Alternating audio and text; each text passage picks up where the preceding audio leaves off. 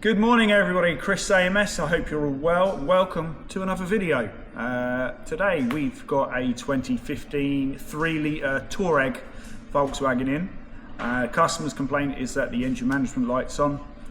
There are no drivability issues, so it's just the engine light. So let's see about getting into this and see if we can suss this one out together. Please don't forget, give us a like and subscribe, it really helps the channel and it's much appreciated. So we've plugged in for a first quick check with our Snap-on Zeus. We've got 3 fault codes in the engine management system.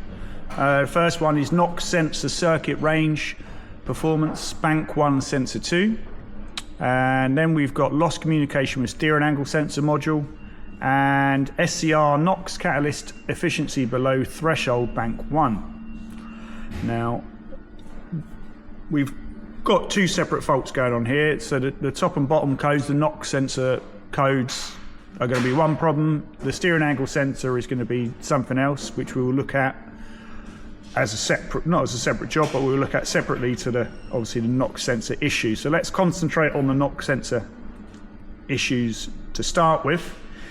And what we found is, what I like to do test-wise is, right, we've got some codes to work with. Let's see if we've got any live data that we can use in order to see if we can gain any more knowledge as to why the management system is seeing a fault. Now, unfortunately, Snap-on in this case doesn't have sufficient live data available for us to see. What I wanted to see is the emissions reading from both pre and post NOx sensors, sensor 1 and sensor 2. Snap-on's only given us sensor 1 data, so we've broke out another tool. We're going to use the Topdon Phoenix Smart, and we found live data available on that one. So let's have a look at the Topdon and see what that shows us. So the live data that we're concentrating on at the moment is NOx sensor bank 1 sensor 1 and NOx sensor bank 1 sensor 2. It doesn't have bank 2 sensors because it drops down into one piece of exhaust pipe, so both banks use just sensor 1 wires. So forget these 2, we're just looking at these 2. Now if you look at these numbers here, we've got 65,000 parts per million, but the engine's off. Okay, so we'll start the engine up and then we'll see what the NOx sensor readings are doing once the engine is warm. So I thought I'd sit in the vehicle because it's a bit quieter and you don't have to hear the engine over me.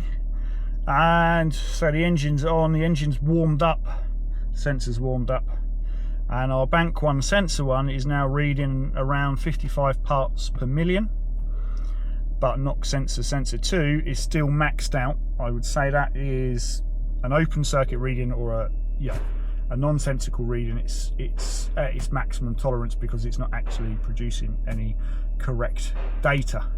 Now 50 parts per million pre SCR is very good.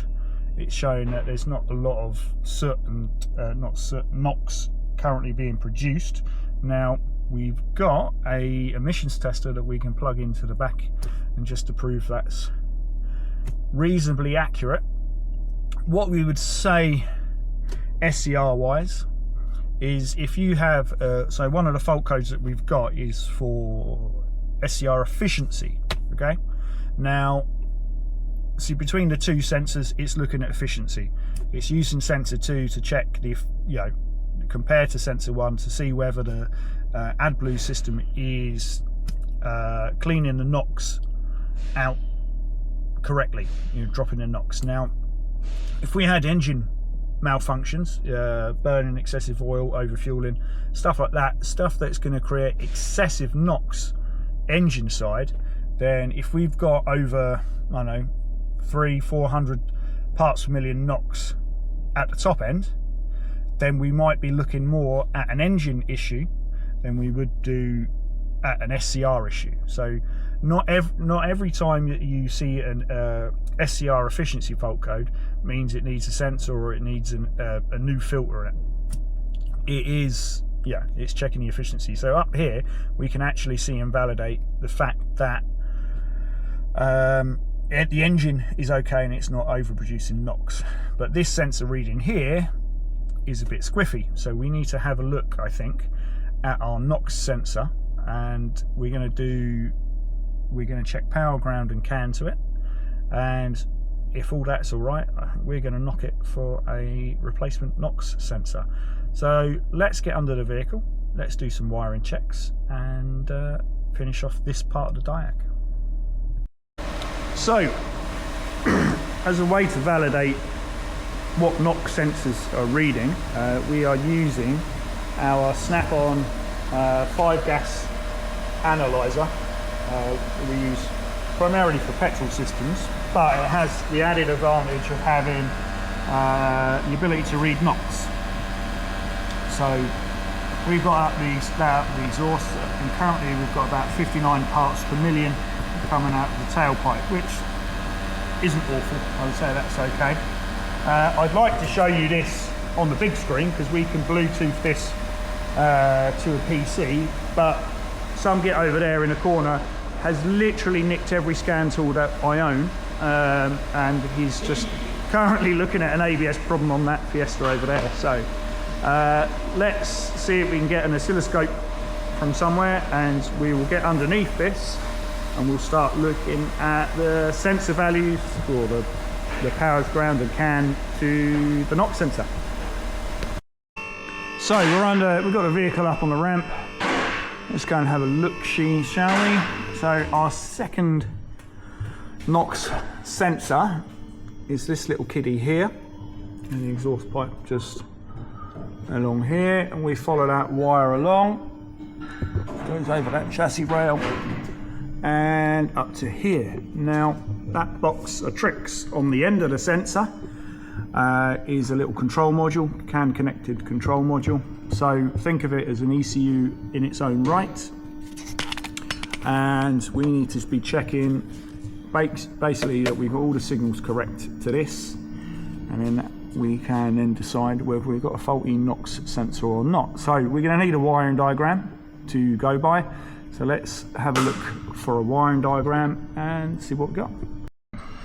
So we're using E3 Technical for our technical data, and this is NOx sensor behind the particle filter.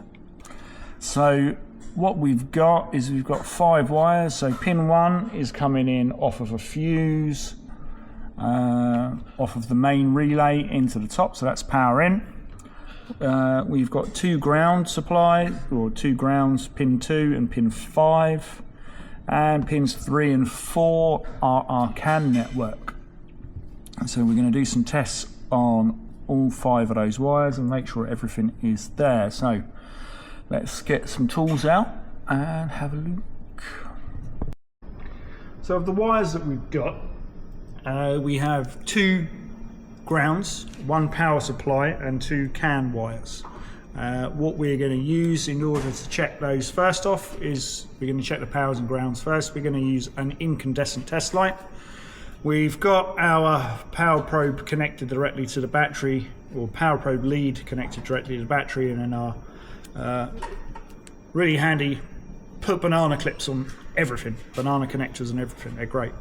So we're going to go into the negative of here. We're going to put our power probe test light in the front of there, and we can test our test light. Yes, we're happy the test light works. Always test the tool first to make sure the tool is working, because that can completely throw you off.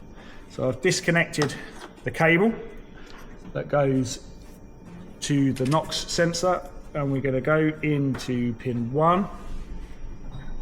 Just touch it in the end there, and you see that that's lit up. So we've got a good power supply coming in off of the fuse. The other 2 power and ground wires we're going to check the other 2 are ground wires, pin 2 and pin 5. So we're going to take that out of there, and we're going to put it into the positive side of our test light, of our scope lead, power probe lead that comes off the battery. Right, so now we're connected. This is connected to positive. So we're going to check for ground. So we're going to go into there. So we've got good ground on that one, and on pin 5, if we go in there, we've got a good ground there. So we're happy that power and ground up to the sensor is working adequately. So the final check that we need to do on this sensor is the CAN side. So we're going to break out the oscilloscope for this portion, and we're going to connect our oscilloscope up and see if we got good comms to the sensor.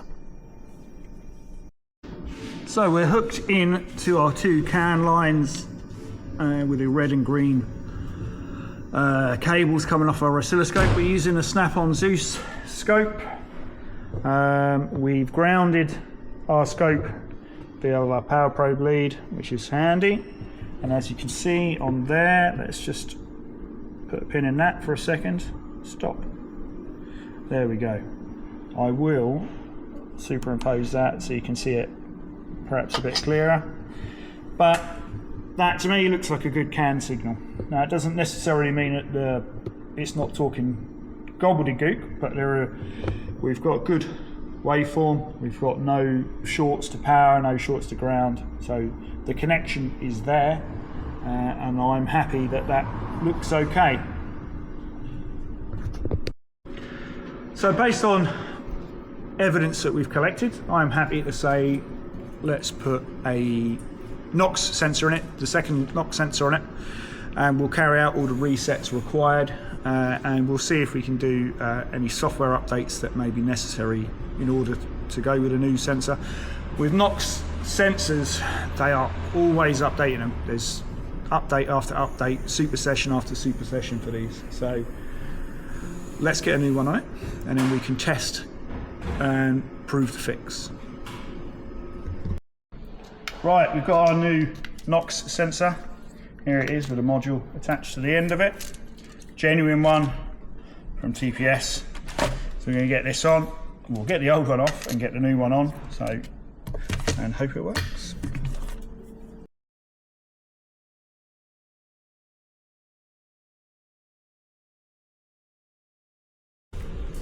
Right, so we've heated that sensor up in the exhaust. Put a big bar and a socket on it. I can't get it to shift. Well, we can get it to shift, but I can feel it start to pull the threads out of the exhaust, which we don't want. So I've been out and I've got some crayon.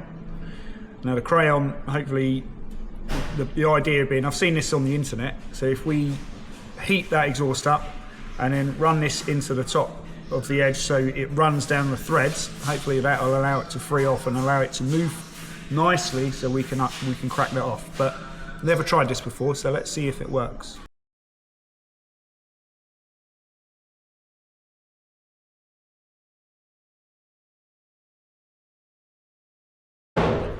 Well, that didn't bloody work, and snapped the lambda socket. So we are on plan D, I think, at the minute, which is to cut it out. So we're going to grind it off and we're going to put a socket on it, and then we're going to crack it out. And if we have to retap the threads, we have to retap the threads.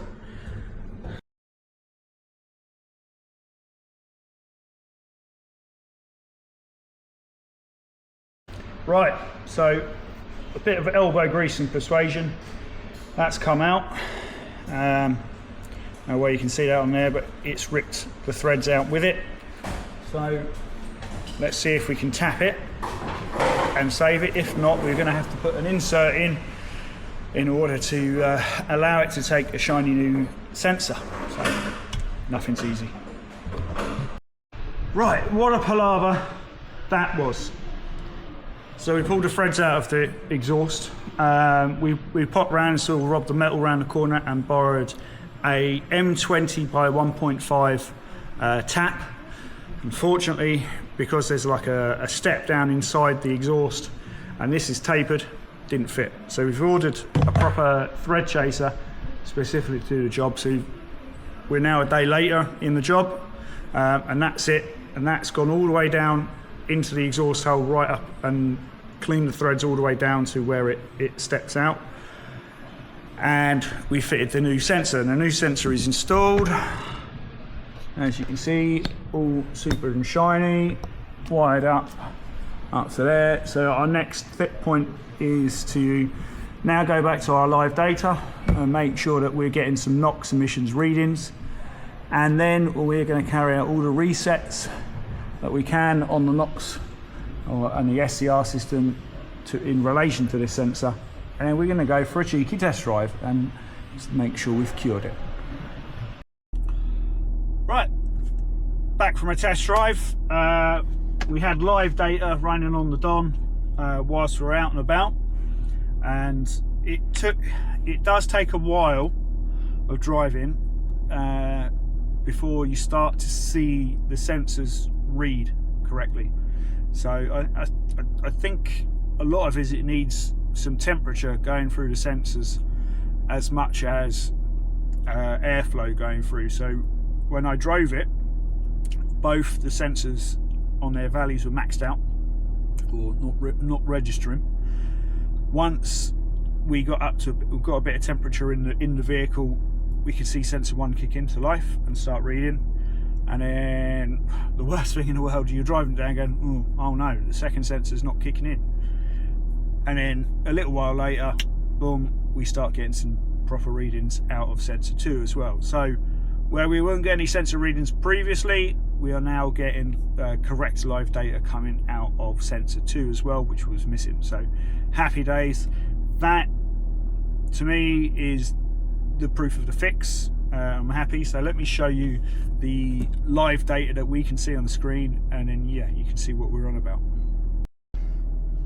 So what we can see now is our